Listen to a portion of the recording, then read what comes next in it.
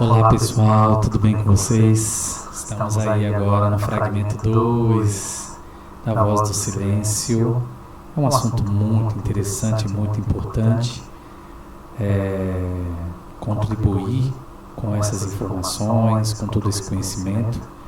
É um conhecimento muito vasto, então gostaria de transmitir isso para vocês e dar continuidade a esse assunto tão importante para todos nós. Então vamos lá para nosso fragmento 2 da Voz do Silêncio. Vamos começar com a nossa musiquinha, para a gente iniciar, um piano espontâneo. Vou pensar agora, meditar um pouco, e a gente vai tocar um piano improvisado, criado na hora, com base no clima, preparando o ambiente virtual e também o ambiente astral, né? Porque a gente tem lembra que também envolve a outros aspectos metafísicos, o que falamos em numa outra condição mental, espiritual. Apesar de estarmos em corpo físico, também associamos aquilo que pensamos, aquilo que sentimos, as nossas aspirações a outras esferas, a outras realidades. Ok? Então vamos lá, gente, vamos começar.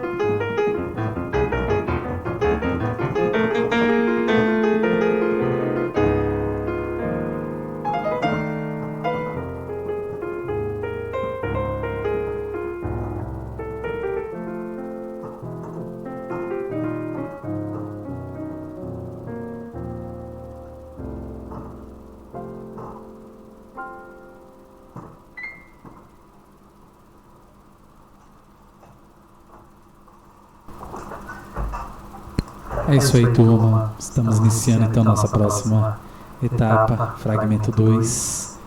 Vamos lá, começando, né? Então, vou abrir a tela para vocês aqui. Ótimo, que fique pequenininho e vamos lá. Pessoal, então vamos continuar. Vamos falar agora sobre esse fragmento 2. Fragmento 2, ele tem alguns assuntos que reforçam o fragmento 1, ele vai aprofundando muito mais, né? Te dando outros conceitos muito importantes. E vamos começar então esse fragmento 2, primeiro falando do primeiro ponto ali, apontar o caminho para os outros. E é curioso esse apontar, se a gente aprofundar sobre essa questão de apontar o caminho, é interessante porque num aspecto mais material, ou até mais literal sobre essa questão do apontar, a gente vai sempre chegar naquela questão. Apontar é o que? É você fazer um tipo de apologia, ou você ficar sendo aquele chatão, né? Fica lá batendo na porta dos outros para falar da sua religião, do seu pensamento, ou você ser aquele cara que, como diz, né, as pessoas, os cristãos, né, de modo geral, fala muito dessa coisa de pregar o evangelho, e pregar o evangelho é você bater na porta da casa dos outros, acordar de manhã as pessoas e ficar falando, ou ser o chatão, ficar o tempo inteiro discordando, falar que você é certo e todo mundo é errado, ou você ficar pegando livros, tentando provar por A mais B que você está certo e os outros estão errados. Então a gente tem uma compreensão muito superficial desse apontamento. Então apontar é você mostrar direção. Nós mostramos direção através das nossas vidas, da forma que nós vivemos. Então um exemplo vale mais que 1000 palavras. Cuide de você, cuide de sua vida. Cuide dos seus estudos, da sua própria evolução, e você já estará apontando o caminho para os outros. Então, o apontar não é você ser o chato que faz o que eu falo, mas não faça o que eu faço. Não, esse aí só vai apontar e vai ser o chato, e vai ser o que vai realmente, vamos dizer, distorcer esse apontamento do caminho. O que é o caminho, gente? É tudo que a gente falou no fragmento 1. É o processo de interiorização, é o domínio da mente, é você reconhecer as ilusões, é você abandonar o ego ruidoso, é você se libertar do apego, dar sentido à vida através do aprendizado. O fragmento 1 já diz tudo pra gente. Que caminho é esse? Então o caminho é esse, é o caminho da evolução. Então quando você fica apontando o erro dos outros, você está fazendo julgamentos e até pré-julgamentos sobre as pessoas. E o que você tem que fazer? Tem que cuidar da sua própria vida. Cuida da sua vida, que o demais Deus fará.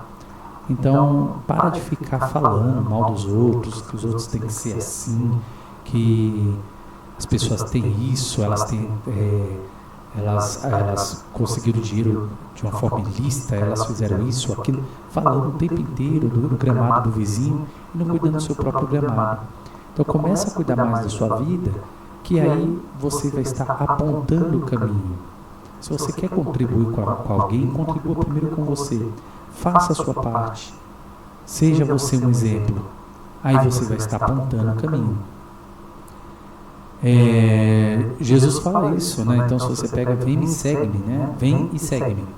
Então Jesus, ele segue o caminho dele. Quem quiser, vai atrás, vai lá, segue o caminho de Jesus. Ele está apontando o caminho, está mostrando. Vem e me segue. Ela não quer seguir, quer fazer qualquer coisa, aí é um problema seu. Mas Jesus não parava de fazer as coisas dele, ou parava a caminhada dele, ou a obra dele, para ficar apontando o que os outros estão fazendo de errado. Não segue o teu caminho. Não seja o chatão, ficar batendo na porta das pessoas para ficar falando. Não, isso aqui, você tem que buscar seu processo de interiorização. Você tem que ouvir sua voz, do silêncio. Você é uma pessoa com a mente muito fechada. Sabe esse papo todo? Então, assim, são pessoas que estão tão prontas a julgar que não tem nada de evolução. Não evoluíram em nada. Só são umas pessoas chatas. E são inconscientes, ainda estão dormindo. Então, pare de apontar o caminho. Esse é o primeiro sinal.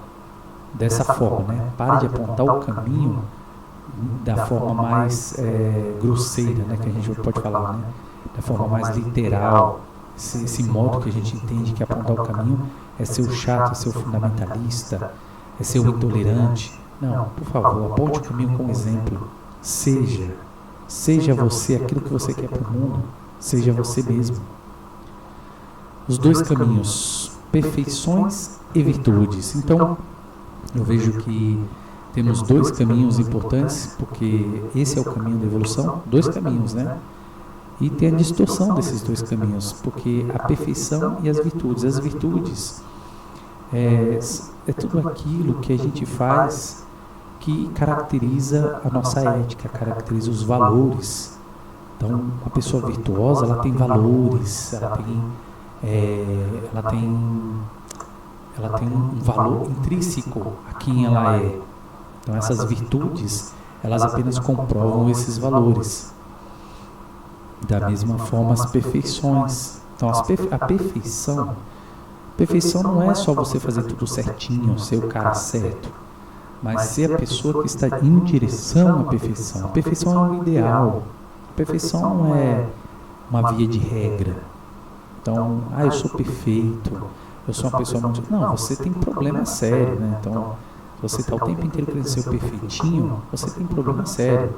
Problemas que precisam resolver com um psicólogo. Porque você pode ter vários problemas, traumas, enfim. Você precisa se cuidar. O que fala desses dois caminhos, o caminho da perfeição é o caminho do ideal. O ideal da perfeição é aquilo que a gente idealiza como humanidade, idealiza como realização. Esse é o caminho da perfeição. Então, esses dois caminhos são o caminho da perfeição e o caminho da virtude. Então, seja virtuoso. Então, a perfeição ela não está desvinculada da virtude. Pelo contrário, a perfeição ela está totalmente ligada. A perfeição é comprovada através da virtude e a virtude é comprovada através da perfeição. Elas duas estão aliadas. Virtude como valores e perfeição como um ideal. Um ideal. É só isso, é um ideal. A gente vive um mundo que as pessoas ficam o tempo inteiro julgando, né? E todos nós sofremos com isso. Você precisa ser incrivelmente virtuoso em tudo que você faz.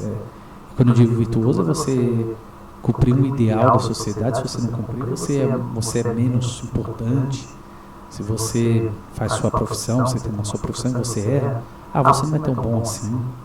Ou se você falha com as pessoas, ou se você às vezes falta, às vezes você chega atrasado no compromisso, você não é perfeito, você não tem esse valor todo.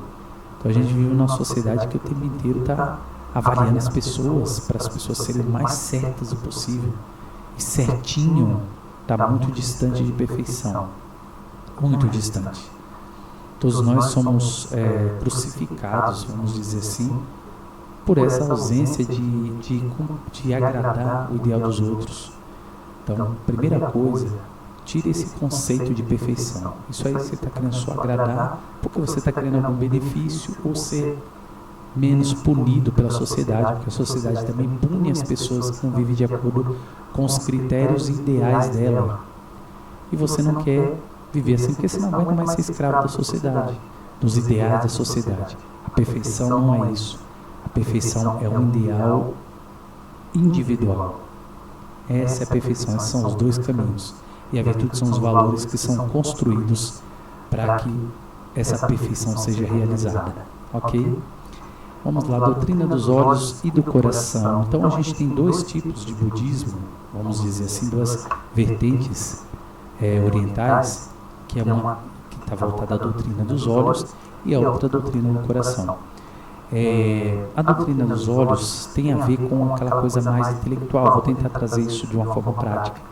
A doutrina dos olhos tem muito a ver com a pessoa que lê, conhece tudo, tem um conhecimento profundo sobre as coisas, mas aquele conhecimento, ele fica, ele não aprofunda na alma, ele não aprofunda na transformação do próprio ser do indivíduo. Ele fica apenas como um aspecto de conhecimento, e se ele for obedecido, ele pode ser obedecido como leis e preceitos, mas somente para evitar punições ou ter algum tipo de benefício. É o famoso, se você for bonzinho, você vai para o céu, sabe? Se você for mal, você vai para o inferno. Então, um jeito de você punir a pessoa é você falar, se você fizer isso tudo certinho, não vai acontecer isso com você. E você vai ser beneficiado. Agora, se você errar, começar a fazer o seu próprio caminho, você vai ser julgado, você vai para um lugar muito feio. Né? Então, a doutrina dos olhos, ela fica nesse âmbito superficial, certo? E já a doutrina do coração, você consegue interpretar a doutrina dos olhos, só que com mais profundidade. Ele se torna realização, ele se torna atos. Ele é potência e ato. Ele é a verdade. A verdade é através da expressão do ser. Então, de forma prática, tudo aquilo que você ouviu sobre céu e inferno são condições da alma humana. Então, algumas pessoas elas podem até viver o inferno depois da morte, mas algumas já antecedem o inferno na sua própria forma de existir, através de sentimentos extremamente desagradáveis, uma escravidão da alma, a alma totalmente presa, alienada. E alguns podem viver o céu depois da morte e outros já estão vivendo o céu.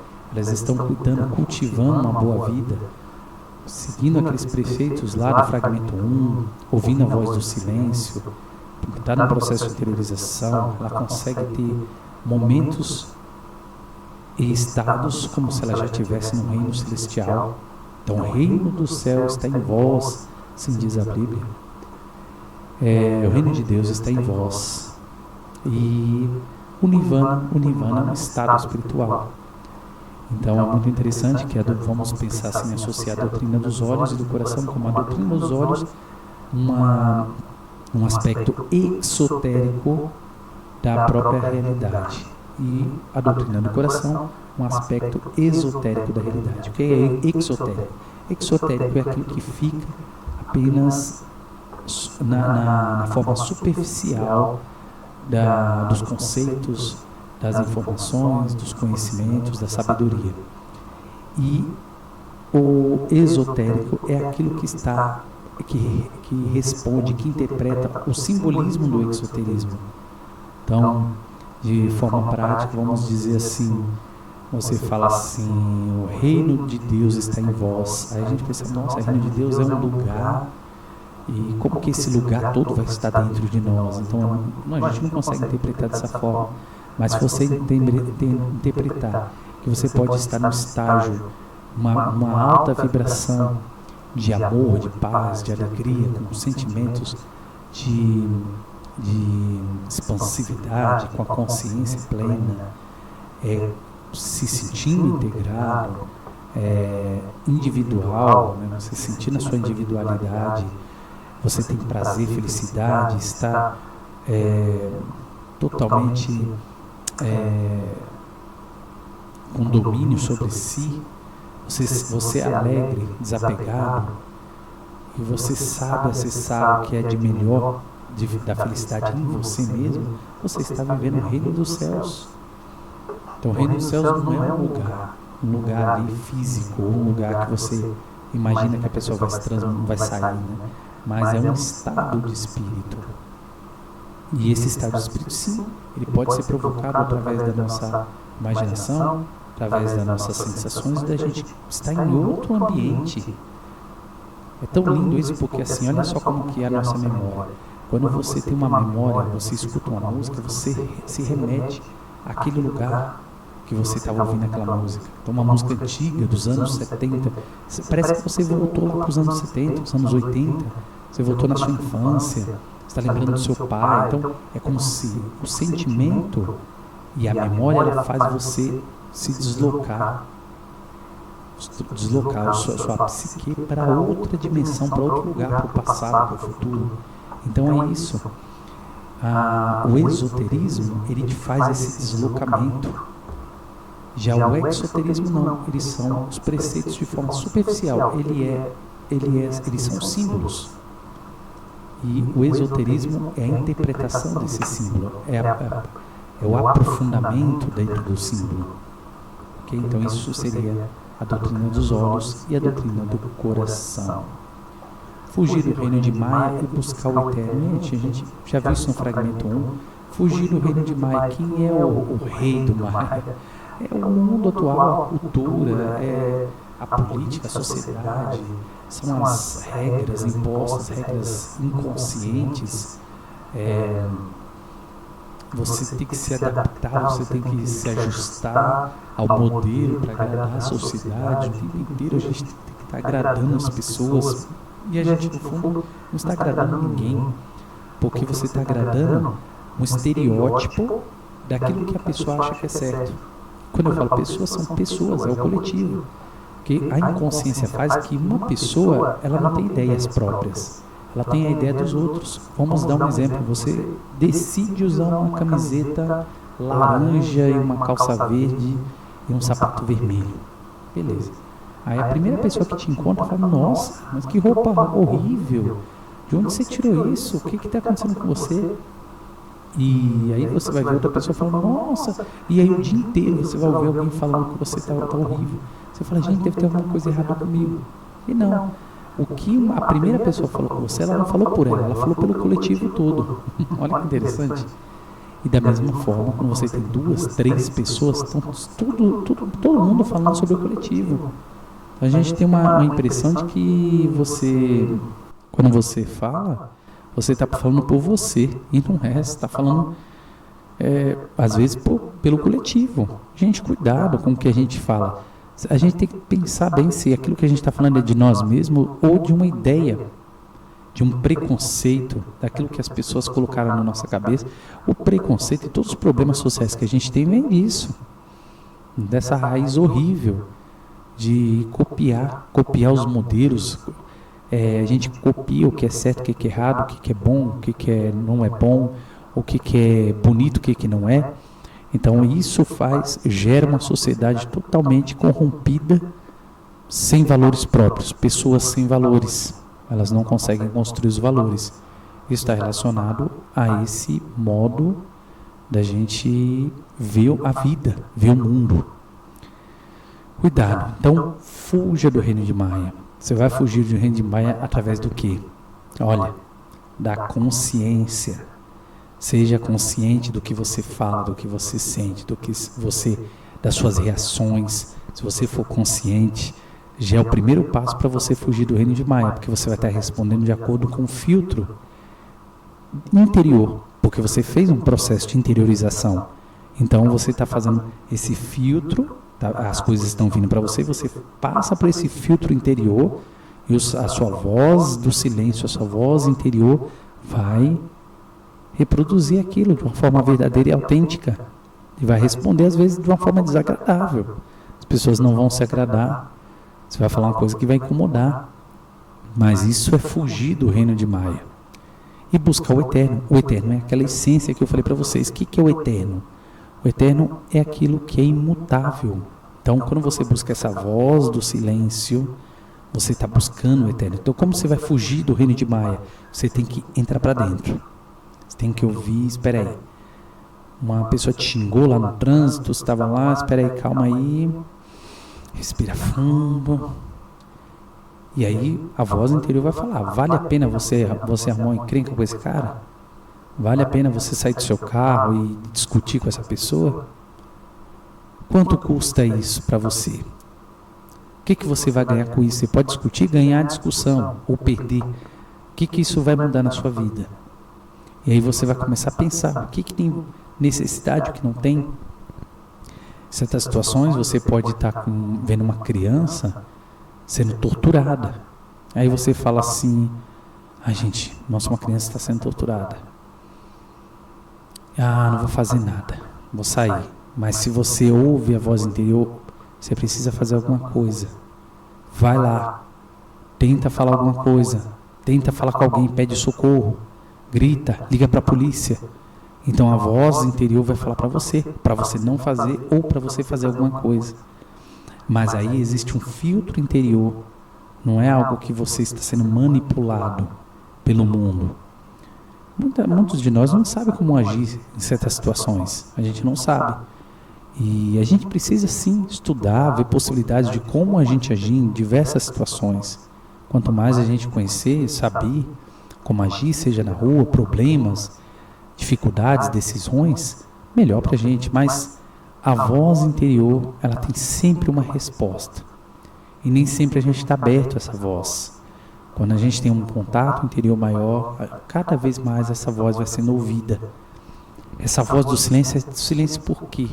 Ela é do silêncio externo, mas e do silêncio da mente também. Ela não está na mente, ela não está nas emoções, ela é uma voz que está lá no mundo da intuição. E aí você começa a ouvir uma voz muito autêntica, calma, tranquila. Ela não age pelo medo, ela não age pela arrogância. Ela apenas fala o que você precisa ouvir. Então, isso é fugir do reino e buscar o eterno. O eterno é aquilo que está além das emoções e além da mente. Se quiser entender um pouquinho mais disso, escuta lá, vai lá, assiste lá o fragmento 1. Vai ser muito bom para vocês, já o vídeo anterior. Ok? Desconfia da ilusão e foge da ignorância. A gente acabou de falar isso, né? Desconfia da ilusão. Então, tudo que está vindo ao seu sentido, você fala, será que é isso mesmo? Vamos dizer que você chega num lugar, vamos lá voltar naquele exemplo. Você chegou com a roupa lá, uma camiseta laranja bem forte, uma calça jeans verde, mas verde bem forte também, um verde claro, e um sapato vermelho, vamos dizer. E você decidiu que quer usar essa roupa. Mas chega lá, todo mundo está rindo de você, fazendo bullying com você. E você começa a olhar para essas pessoas e fala, mas gente, eu acordei de manhã tão interessado em usar essa roupa, e por que depois que eu terminei o dia, estou terminando um dia tão triste, não quero mais usar essa roupa, me sinto desconfortável. E você começa, aí você fala, não, eu que estou errado. Mas se você desconfia da ilusão, você fala, espera aí, cara, eu acordei de manhã, decidido a usar essa roupa. Mas eu entendo que o mundo, o coletivo, ele não concorda com esse tipo de moda, porque essa moda não faz sentido. Porque as pessoas, elas têm uma moda que é imposta para todos serem iguais, né? E aí você começa a desconfiar disso. Espera aí, por que eu não posso usar essa roupa? Por quê? O que está acontecendo comigo? E aí você começa a fugir da ignorância, porque quando você começa a refletir, quando você começa a usar sua consciência a seu favor, você foge da ignorância. Quando você questiona, você foge da ignorância. A ignorância é a inconsciência. A ignorância não é o fato só de você não saber um assunto sobre alguma coisa. É muito simples. Você pergunta por que é isso e as pessoas vão dar resposta. Hoje a gente tem ChatGPT, tem o Google, tudo, né? Tudo aí disponível. Respostas para informações, para dúvidas. Mas essa ignorância é muito além disso. A ignorância é inconsciência. É você agir inconscientemente. Alguém falou que sua roupa verde, vermelha, laranja, está tudo feio.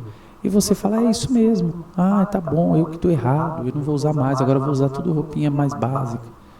Não estou falando, gente, para usar, por favor, né? Não me entendam. Estou dando um exemplo aqui.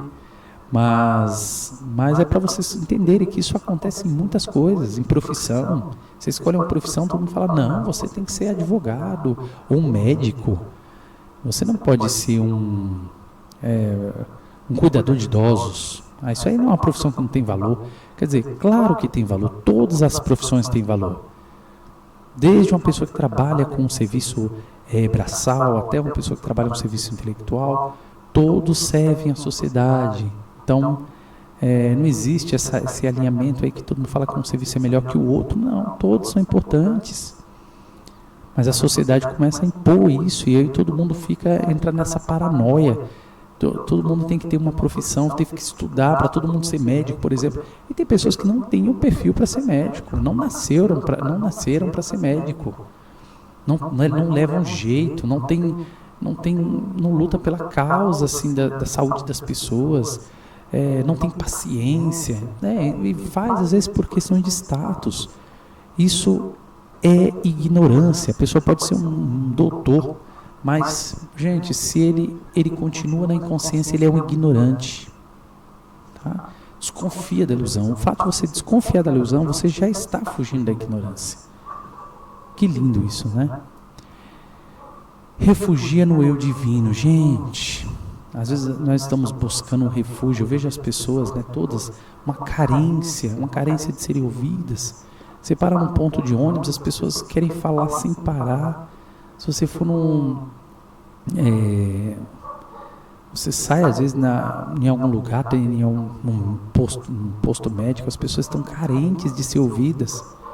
Elas estão o tempo inteiro procurando um psicólogo. Se você for bonzinho, se você for uma pessoa caridosa, você vai ouvir muita gente falando, muita gente se desabafando, né? Porque as pessoas elas estão procurando um refúgio, elas estão procurando alguém para salvar elas. É uma vida muito dura, gente, é muito dura. As pessoas estão sofrendo caladas, elas não aguentam mais a insensibilidade, a arrogância, o egoísmo, a falta de empatia. As pessoas estão sentindo falta de humanidade. Então está horrível, gente, a vida. Cada vez mais as pessoas preocupadas em valores, em ter poder, em ser o primeiro da fila, em atropelar os outros, em passar por cima dos outros, ter vantagens sobre os outros. Então, como a gente vive num mundo desse, as pessoas estão carentes, procurando alguém para cuidar delas. Alguns casam por carência, procurando um marido ou uma esposa para cuidar. Tem alguns velhinhos que ficam carentes e falam para os filhos, pelo amor de Deus, me abandona, me deixa aqui, porque não tem ninguém para me cuidar. Então, eu estou numa selva. É uma selva, é uma cidade selvagem.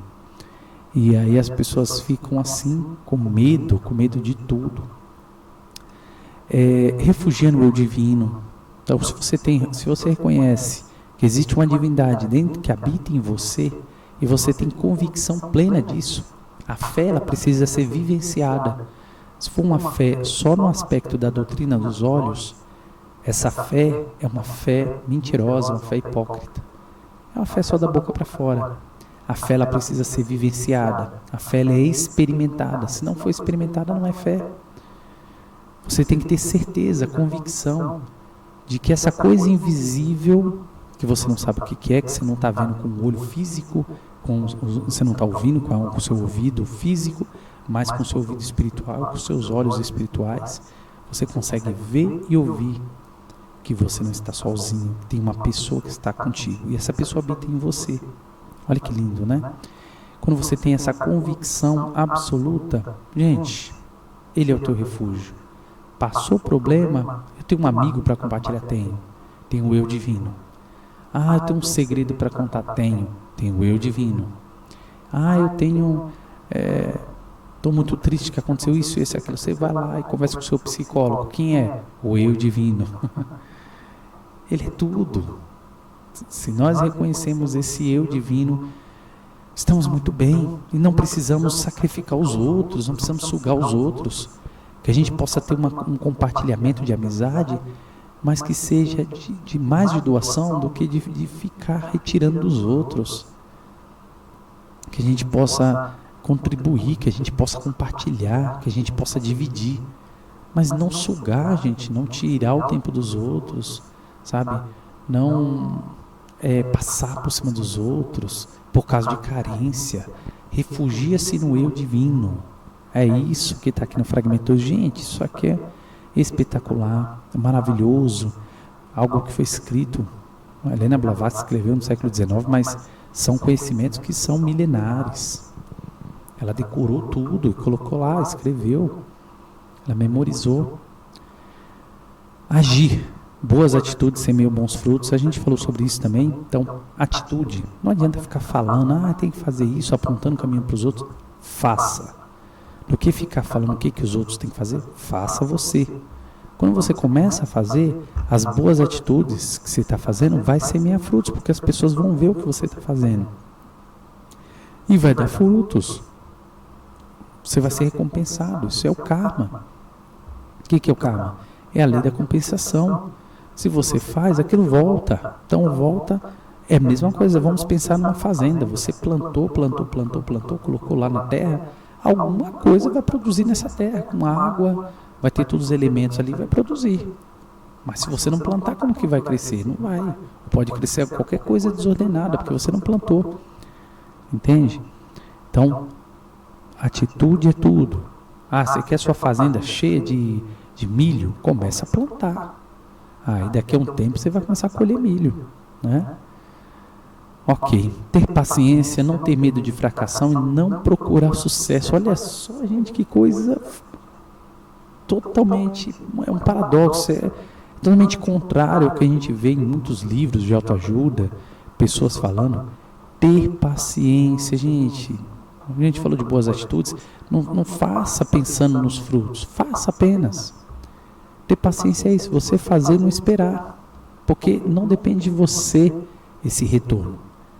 Depende de você fazer, você precisa fazer, e o retorno vai vir, entendeu? Quer dinheiro? Vá lá, trabalha, faça alguma coisa, produza, investe seu dinheiro, coloque ele em bons produtos financeiros, imóveis, vai lá, faça isso, tenha paciência, porque aquilo vai voltar para você em um tempo, pode demorar 1 ano, 2 anos, 10 anos, aquilo vai voltar. Porque você está produzindo, você está fazendo uma caridade, ajudando as pessoas, tratando as pessoas bem, aquilo vai voltar para você, porque você vai atrair pessoas igual a você, mas ao contrário também. Então, ter paciência é tudo, gente. A gente tem que aguardar o processo da lei da compensação.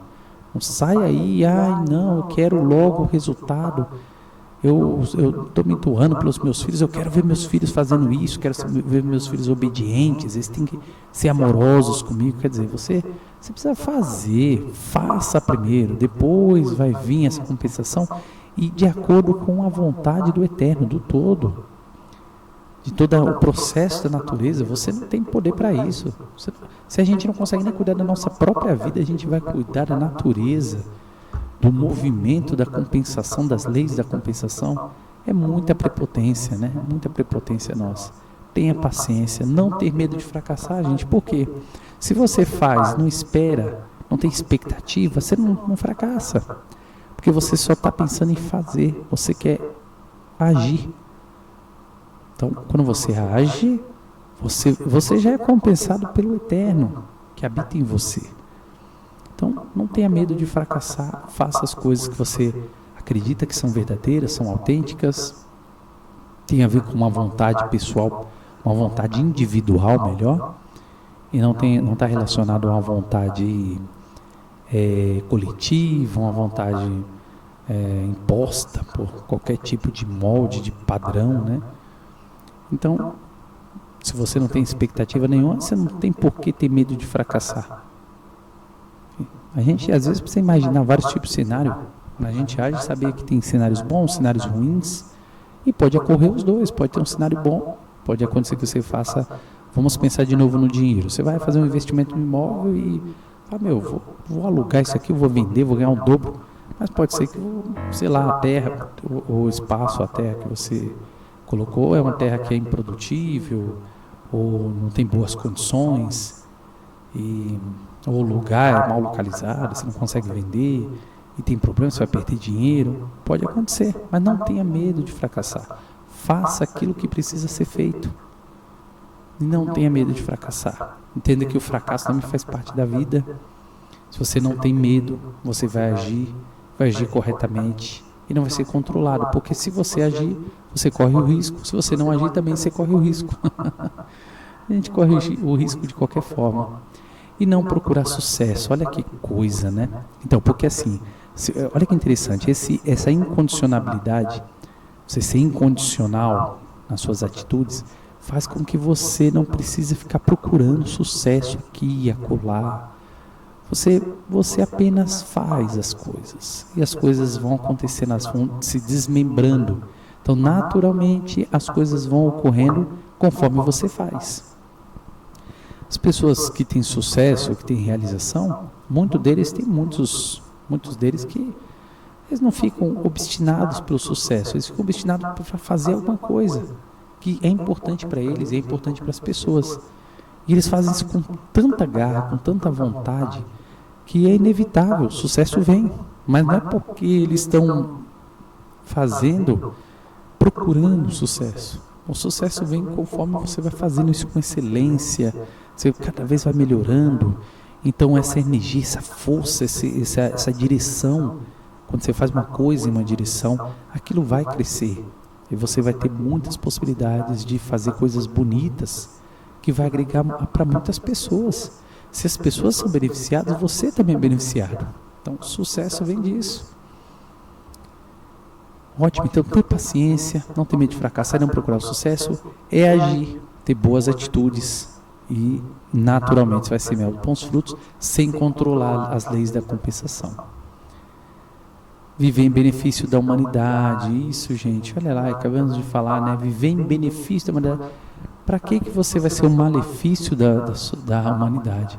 Então, geralmente, quando as pessoas agem por egoísmo, que buscam se beneficiar o tempo inteiro, né?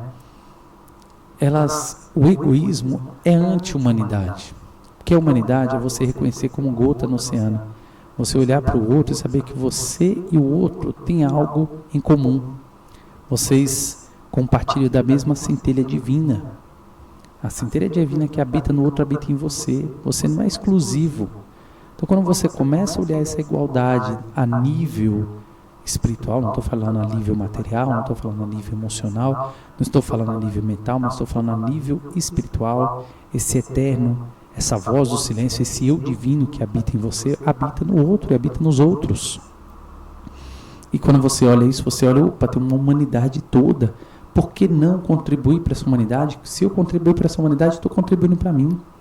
Então, essa visão ampla, que rompe todo o reino de Maia, toda a ilusão, faz com que você viva em benefício da humanidade. Você faz as coisas pensando para a humanidade. Aí eu poderia pensar, mas antes você está aqui falando num computador. Gente, quantas pessoas podem assistir isso no futuro, agora? Talvez agora não tenha muita gente, mas daqui a um tempo vai ter alguém que vai ver, eu vou ajudar alguém. Talvez alguém vai precisar ouvir o que eu estou falando aqui. Ou talvez vai precisar ouvir o meu piano, não sei. Então, o importante é fazer. Eu estou fazendo. E é o que eu quero. Para vocês, façam. O benefício vem depois. Não interessa o benefício individual, egoísta, né? Importante que a humanidade seja beneficiada. Aceita o seu karma. Então, entender que realmente a gente tem uma questão... O karma é uma questão muito ampla, né? E... em muitas religiões é tratado como renascimento. O karma ele traspassa o renascimento, a reencarnação. Dentro dessa visão, você pode ter feito coisas ruins que refletem outro tipo de vida. É um tipo de crença, a gente respeita. Não é obrigatório você pensar no karma. Eu acho que nem é legal você falar que não, eu defendo pontualmente a reencarnação. Isso é uma questão que cada um vai decidir se acredita ou não, ou se parcialmente acredita, ou se faz parte de uma compreensão de que nós somos todos um. Eu acho que dentro de uma doutrina do coração, a gente pode expandir muito esse karma, né, para muitas condições. Nós todos somos um. Habita o eterno em nós. Será que se não fazemos uma coisa ruim, também não reflete na vida dos outros, não reflete no futuro?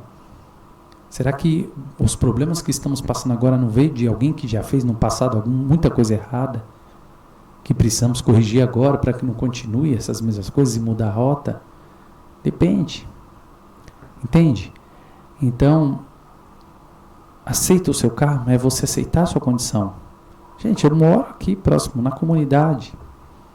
Eu aceito minha condição, mas não aceito que isso me escravize, que eu seja um molde, seja moldado a um padrão. Isso eu não aceito. Mas eu entendo que eu venho de um karma, numa condição, como muitas pessoas não têm condições, e vai melhorando a sua condição, vai mudando a sua vida, vai mudando a sua rota, conforme você vai fazendo, conforme você vai agindo. E isso é você aceitar o seu karma, mas não ser manipulado por ele. Ok? Então aceita o seu karma, e aí ele complementa, viva com propósito, e é isso. Então você vai aceitar o seu karma, vai aceitar suas condições, não vai ficar chorando, batendo, não queria ter nascido desse jeito. Não, aceita o seu karma. Algumas pessoas, infelizmente, gente, eu vou ser bem duro com isso, mas algumas pessoas nasceram com deficiências que limitam muito a vida delas. Mas dentro daquilo que elas têm, dentro daquela condição que elas vivem, elas têm que fazer o melhor que elas podem para elas. Isso vai refletir sim como um exemplo. Elas podem ser pessoas exemplares, como eu vejo pessoas em maratona, em corridas, em esportes, pessoas que têm algum tipo de deficiência e conseguem superar de uma forma maravilhosa, sendo um exemplo, sendo inspiração para outras pessoas. Mostra o quanto o ser humano consegue se moldar dentro da... Nossa, eu já vi pessoas que conseguem pintar, fazer belos quadros com os pés. Então, o ser humano, ele tem a capacidade de se moldar, ele tem a capacidade de realizar, de fazer aquilo se tornar verdadeiro no mundo, através dos seus propósitos. Então, aceita o seu karma, mas viva com propósito. Esse mas eu acho que é mais interessante. Mas viva com propósito. Então não perca o seu propósito. Aceite o seu karma, aceite sua condição. Não fique chorando, não fique lamentando, não fique sendo triste porque você é assim, ou porque você é baixinho, ou porque você é de um jeito, você tem cabelo liso, outro tem cabelo enrolado, porque você não consegue falar direito. Você vai ajustando isso para o seu propósito, melhora a sua comunicação, melhora a sua condição, melhora o seu corpo, dentro daquilo que você é capaz de fazer. Fique comparando com os outros, faça o seu. Seja luz, fale da lei. Então, ser luz é você se iluminar, é você ser consciente. O fato de você ser consciente, isso ilumina aonde você estiver. Você se torna pura luz. As pessoas olham para você, elas veem e falam, eu quero ser assim também. Você se ilumina, você está dando oportunidade para muita gente da sua família, da sua cidade, se iluminar também. Se ilumine. Falar da lei não é falar daquilo que é certinho, não, você tem que seguir a lei, porque a lei de tal livro está escrito que é assim, assim, assim, você tem que seguir. Ou a lei do país é essa. Gente, é muito importante as leis, você seguir leis religiosas, mandamentos, vamos pensar no cristianismo, mandamentos cristãos, muito bonito. O cristão precisa seguir porque ele tem um compromisso com a religião, com um compromisso com seu Deus, e precisa. Da mesma forma, outras pessoas de outras religiões, mas falar da lei é falar de como as coisas funcionam, de como o mundo, como as coisas agem, como as coisas elas se combinam. Então você entender essa relação, o que é o sentido da lei. Eu lembrei daquele livro Kybalion, ele fala das leis universais, as 7 leis universais. Então uma que é muito comum, tudo que está embaixo está em cima, né? E o que está em cima está embaixo. Então a gente entende que existe uma relação entre aquilo que nós pensamos, nós sentimos, com aquilo que estamos colocando em prática. Então, quanto mais coerência a gente conseguir nisso, melhor. Os nossos pensamentos precisam ser coerentes com as nossas emoções e coerentes com o nosso corpo. Você vê que nós nos comunicamos com o corpo, então você pode falar qualquer coisa. Por exemplo, eu estou calmo, mas está mexendo o corpo, está todo agitado. Não está calmo, você está falando que está calmo, mas o seu corpo diz que você não está. Então, falar da lei é você agir em conformidade, é você entender as leis universais que movem esse mundo, questão da polaridade. Então, vale a pena depois a gente falar sobre o Kybalion, um livro maravilhoso.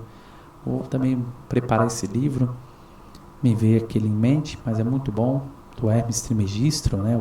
Ou que falam que era um grupo que se chamava também dos 3 iniciados. Ou Hermes 3 vezes grande, 3 vezes iniciado. Livro maravilhoso, né? A libertação e a renúncia. Gente, às vezes a libertação vem da renúncia. Porque o problema todo é assim. Vamos lá. Vou dar um exemplo aqui. Você está numa situação, eu acho que isso acontece bastante em segundo grau. Imagina, você é um adolescente e está numa escola e alguém te provoca e fala assim, eu duvido que você é homem para brigar comigo. E você fala, eu vou brigar com essa pessoa, e você vai brigar. E você pode perder, ou pode ganhar, enfim. Mas vamos dizer que você ganha. Essa pessoa vai querer vingança. E você vai ter que depois se defender dessa pessoa. Aí essa pessoa vai te bater. Bater em você muito, bater na frente de todo mundo. E todo mundo vai ficar na escola rindo de você. E aí você vai querer vingança. Aí você vai bater nessa pessoa outra vez. E essa pessoa depois vai querer vingança. E assim vai. Onde está a liberdade aí? Você fala, não, a liberdade é porque eu não vou deixar passar. Se ele me bateu, vai ter que tomar. E onde está a sua liberdade agora? O tempo inteiro, vocês dois estão ligados, interligados. Por mais que você não conheça esse indivíduo que você brigou, mas você agora está ligado a ele. Porque você tem uma ligação com ele de vingança. E acabou sua libertação. E muitas vezes, tudo bem, eu entendo que em situações, às vezes, se você não confronta, você também pode perder sua liberdade, porque essa pessoa vai ficar o tempo inteiro te atormentando. E às vezes você vai precisar se defender dessa pessoa, né? Mas pede sabedoria, dependendo da situação. Porque o mais importante é, às vezes você precisa renunciar. Falar, não quero me envolver nisso, cara. Ah, mas você é isso. Tá bom, isso é o que você está falando. Mas eu não sou isso. E você ter muito claro isso para você. E buscar libertação, se posicionar firme. Não com medo, mas se posicionar firme. Não, isso não é para mim. Não quero isso. Ah, mas você é um bunda mole. Não sou bunda mole, mas não quero isso. Não quero isso para minha vida. Eu quero outras coisas, eu quero outro caminho. E esse é o caminho da libertação, o caminho da escolha. Porque as pessoas, quando elas são confrontadas, elas precisam provar sua dignidade. E às vezes nessa prova da dignidade você fica preso. Porque a outra também vai precisar provar a dignidade dela e ela vai correr atrás de você. Como você vê, isso é mundo, né? Não é só eu que estou falando, vocês vão ver por aí. Briga de bar. O cara vai lá ver de novo, o cara vai brigar de novo, porque ninguém quer se sujeitar aos outros, ninguém quer ficar abaixo, porque é uma sensação humilhante. Então as pessoas querem sempre vencer alguma briga para sentir que elas estão sobre o poder delas e sobre o poder do outro. E isso não tem fim, não tem fim. E a libertação é você saber o seu valor indiferente do que o outro acha, né? Então a libertação também é renúncia. É renúncia, agora eu dei um exemplo, mas é renúncia de tudo. Você fala, eu renuncio ficar correndo atrás de moda X, ou ter que ter um monte de coisa na minha casa que todo mundo tem. Eu quero minha casa, eu quero ter uma casa minimalista, eu decidi. Ah, mas a casa do seu tio tem relógio de ouro, tem 500 televisões, tem vários computadores. A casa do meu tio, a minha não. Isso é a libertação, gente. A individuação é a libertação, porque você valoriza o seu próprio gosto pessoal, a sua própria individualidade, o seu próprio espaço, você valoriza aquilo que é seu, você valoriza aquilo que é importante para você, e aí você consegue viver a sua liberdade. Entendam, a questão da dignidade é fundamental para o ser humano. Nós precisamos ser respeitados, as pessoas precisam nos respeitar e precisamos colocar isso de forma assertiva. O que eu disse lá no exemplo é o fruto da agressão. A violência realmente gera violência. Cedo ou tarde, você fala assim, eu sou um grandão, sou um cara gigante, eu vou bater em todo mundo. Eu estou dando um outro exemplo. E eu vou bater nesse pequenininho, porque esse pequenininho não vale nada para mim. E você vai bater nesse pequenininho e bate, tortura ele, não sei quanto tempo, um ano, sei lá, meses. Mas essa pessoa, ela está colhendo raiva, ela está colhendo todo aquele ódio, e ela está esperando a oportunidade para matar esse grande, ou bater nesse grande, ou destruir essa pessoa. E ela, no momento certo, no momento que ela puder aproveitar, ela vai aproveitar, da forma mais cruel possível. Às vezes a pessoa até dormindo. Porque o ódio é tanto, o ódio ele que foi abastecido há tanto tempo, que ela vai aproveitar até no momento de fraqueza dessa outra pessoa, que é maior que ela. Você entende, gente? Então, o ser humano sempre vai buscar a sua dignidade, ela vai buscar não ser oprimida. E isso é muito ruim. Então, em uns casos você fala, para que eu vou atrapalhar a vida dessa pessoa? que eu vou ganhar com isso? Eu sou grandão, esse cara é pequenininho, essa pessoa precisa... Por que não ter um espírito mais de ajudar? Poxa, eu posso defender essa pessoa, eu posso estar junto dela. Eu posso ajudar ela a ver o quanto ela pode ser uma pessoa melhor. Por que não pensar assim? Por que não compartilhar uma amizade com a pessoa? Às vezes você acha que ela não tem nada e ela tem muito mais a oferecer para você do que você para ela. Então, a renúncia daquilo que você naturalmente é movido, no aspecto animal, no aspecto instintivo, você está liberto. Quando você reflete, quando você medita, você já está se libertando. Quando você medita nas reações ou nas atitudes que você vai tomar em certas situações, você já está agindo com parte nessa libertação. A libertação não é você se libertar de tudo e virar um passarinho para voar, não é isso. Libertação é a libertação das escolhas. É você escolher segundo a sua individualidade. Repouso versus dever. Vamos lá, gente. Outro assunto bem complicado. O que é o repouso? O repouso é a preguiça, gente, aqui. Então, tem gente que tem preguiça de fazer as coisas. Então, coisas que dão trabalho, não vou fazer. Escrever um livro? Não vou escrever, isso é difícil pra caramba, não quero. Não, dá muito trabalho. Vai fazer uma escultura, essa escultura, eu sentia que Deus quer que eu faça uma escultura, uma linda obra de arte.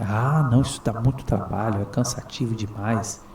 Isso aqui dá uma dor de cabeça para fazer, como que eu vou ter que ficar ali até fazer esse homem? Quantos anos? Não. Quer dizer, você está sendo escravo do repouso, escravo da preguiça. E o dever? O dever vem aquilo que você deve fazer, indiferente do custo que ele tem para você, o sacrifício. Quantas noites você vai perder para fazer aquilo? Quantas vezes você vai deixar de fazer algum entretenimento, alguma outra coisa, que todo mundo faz, para você fazer algo que realmente importa? Importa para você nessa dimensão do seu eu divino, não do seu ego ruidoso. Então o dever é muito mais importante que o repouso. E às vezes você precisa sim superar essa preguiça, esse repouso, para fazer o dever. E o repouso? Repouso é descansar, gente. Quem tem dever no repouso? Repouso sim, tem momentos para tudo. Tem momento para descansar, mas tem momento também para você ter as responsabilidades e você fazer o que tem que ser feito. Vai custar? Vai. Pode custar caro? Pode. Vamos pensar em Cristo. Já pensou se Cristo falar assim, eu não vou morrer na cruz? Já pensou, eu vou morrer na cruz? Eu não, de forma nenhuma. Passar por isso, e Jesus passou. Para ele, existia um dever. E esse dever era ação. Ele precisava agir. E agir sem ser movido pela decisão dos outros. Jesus, ele agiu de acordo com a sua própria decisão. Ele não precisou ficar argumentando, ele não precisou ficar manipulando ninguém, ele apenas ele apenas foi. Então, ele agiu e passou por tudo o que ele passou, por causa do dever dele. Se ele ficasse em repouso, ele não era Cristo, não era Jesus, não era reconhecido como Jesus. Jesus ou Cristo, né? Então, repouso versus dever. Vamos fazer os nossos deveres, aquilo que a voz do silêncio, o processo de interiorização pede para nós, e vamos descansar quando necessário. Descansa, abastece a força. Para que você vai descansar? Para continuar o seu dever. Você só vai repousar para você aumentar o seu equilíbrio, sua energia, para você cumprir o seu dever. Você não vai repousar porque você adora repousar. Você só repousa com um processo, um tempo, para você cumprir o seu dever. Você não está no mundo aqui para ficar repousando. Você nasceu porque você tem algo a fazer. E esse algo não é procurar o sucesso, não é nada disso. É você cumprir o seu propósito. Esse propósito está muito além de sucesso, de somente pensar assim, ganhar dinheiro ou ficar rico. Não, esse processo está ligado a uma dimensão muito maior da humanidade, que ela pode ser coisas relativamente simples, que ninguém dá nada, ou coisas que parecem ser tão comum, como ser um pai de família, uma mãe de família, mas é um propósito, é um trabalho social, conversar com as pessoas, ser um psicólogo, indiferente do que for, cuidar de idosos, cuidar de crianças. Viva o propósito com dever, seja responsável, faça tudo aquilo que está nas suas mãos e repouse para você descansar e continuar o seu dever. Não repouse somente porque você adora o repouso. Isso é preguiça. Cuidado. A preguiça não está na atitude, mas está na intenção. Cuidado com isso. Então, repouso versus dever. Turma, é isso aí. Por hoje é só. Depois vamos falar depois o terceiro fragmento, né, que eu acho que complementa. O fragmento 3 é bem completo, tem os portais. Depois a gente vai falar sobre ele, mas eu acho que esse aqui já complementa muito bem o fragmento 2, que relaciona muito bem com o fragmento 1. O fragmento 1 dá todos os passos do perfil daquele que é desperto, né? E o fragmento 2 já complementa. Então o fragmento 1 ele caracteriza e o fragmento 2 ele complementa. Mas é isso, gente. Muito bom, muito legal. Eu vou aproveitar agora. Vou abrir aqui um pouquinho. Isso eu vou passar para vocês então a musiquinha para a gente concluir. Muito obrigado, pessoal. Muito obrigado. É isso aí.